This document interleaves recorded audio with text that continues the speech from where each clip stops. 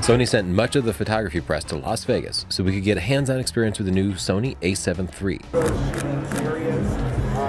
This is a camera that's really going to change things. We have a $2,000 entry-level camera that does 10 frames per second.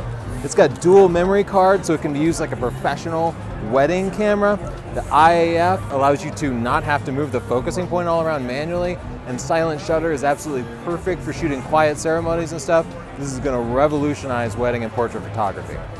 While the images aren't as sharp as the 45 megapixel A7R III, 24 megapixels is perfect for weddings and portraits, and many pros prefer having an AA filter to reduce moire and thus post-processing time. The IAF struggled in backlight where the A7R III and A9 succeeded, but conventional AF never failed us. The Sony portrait lenses proved very sharp and the skin tones looked great, and we never found any flaws in our still images. For weddings, some photographers pay off the investment by charging extra for silent shooting that won't disturb the ceremony. Unlike the Canon 6D, the Sony competition has 2 card slots, so a failed memory card won't wreck a wedding or a portrait session. If you're a hybrid shooter, the sensor stabilization gave us smooth handheld shots without a gimbal, something Canon and Nikon can't match. It records to both memory card slots, and the battery lasted for over an hour of recording.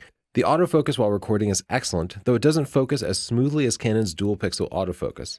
It also lacks a flip-forward screen, a requirement for many vloggers. If you shoot at 4K and 24p, you'll get the full width of the frame, but if you shoot at 4K 30p like we do, you'll get a bit of crop, just like with the other Sony cameras. It shoots 120 frames per second at full HD, so you can get that cinematic slow-mo look. Oh, and no overheating.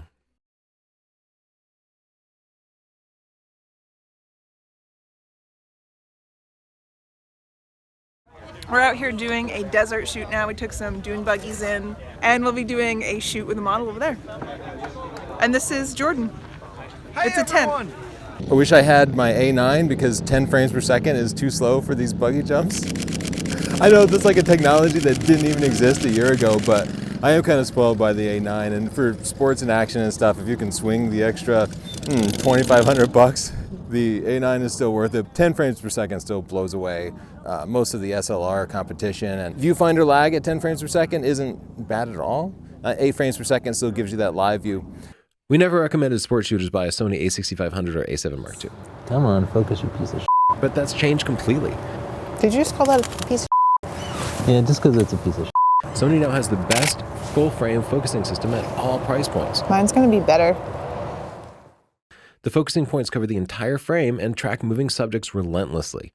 If focusing was keeping you from moving to mirrorless, it's time to sell your gear.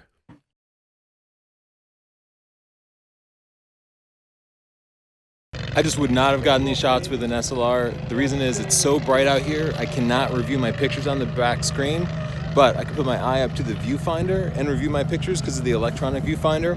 Rear screen, viewfinder. And that allowed me to fine-tune my composition and my camera settings and helped me get the shot. You know what else? What? It's super bright out here and I can't see my LCD screen, but I love you can look through the EVF and then look through your shots and make sure they're in focus. Do you know that's exactly what I just said? No. Yeah! The one downside I can think of to mirrorless is that when you take the lenses off, the sensor's just completely exposed. I wish the shutter would close down. With SLRs, you always have that mirror that flips down that keeps the dust off, but I got one of these blower things, so that should help. Now it's our turn to drive.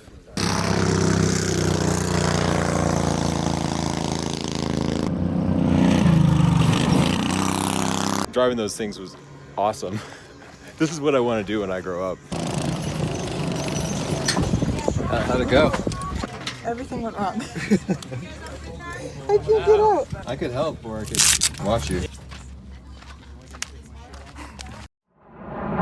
excited? I am, I'm pumped. We're going to the Grand Canyon. It's great out. In that. Come on over here, guys. We're gonna get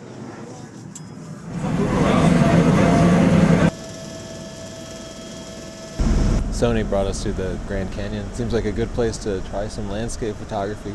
I'm going to compare it to the A7R III in case you are willing to spend a few more bucks. Comparing the A7 III's 24 megapixels to the A7R III's 42 megapixels, you can see that the A7R III gives you a little more detail with the G Master 1635 f2.8 lens. The difference isn't huge though, and you'd see even less difference with G lenses like the 24-105.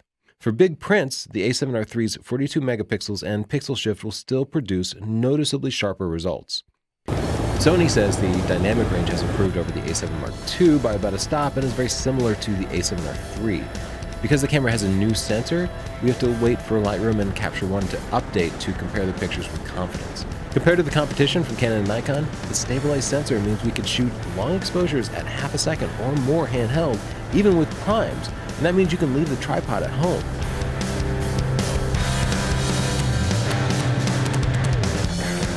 Back at the hotel room, we're both charging our cameras via USB, just like we do our phones. Unlike Fuji cameras and earlier Sony cameras, the battery always lasted through a full day of shooting and even a couple of days. When traveling, I also like that I have the option to make the setup much smaller. I can put a small lens on and suddenly I have a camera that I can easily carry around on a trip without adding much weight.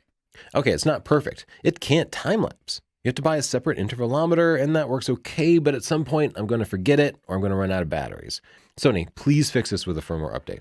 Like other Sony cameras, the menu system is a complex nightmare that doesn't respond to touch controls. We hated the controls on the A7 II. Sony listened and fixed it. As you can see, the cameras are about the same size, but the A7 Mark III adds a thumbstick, and the dials are generally bigger, beefier, and more functional. You also have additional custom buttons, which we found extremely useful for things like rating pictures, and a real record button that pops out rather than being recessed into the handle. Quick test of the new Sony A7 III with the Sigma MC11 adapter and the Canon 24-70. For those of you who might be interested in adapting your Canon glass when you go full frame with the Sony, the focusing seems to really keep up. Look at the green dots there. I got my back button focus pressed. Even in really pretty low light conditions, it's having no problem keeping up. So, should you get the A7 III? Yes, it blows away everything else at this price point. It can shoot any type of photography. It has no major flaws that we could find. While the image quality seems better than the competition, that's trivial compared to the benefit of edge-to-edge focusing points, eye-detect autofocus, an electronic viewfinder, a stabilized sensor, and that fantastic video quality.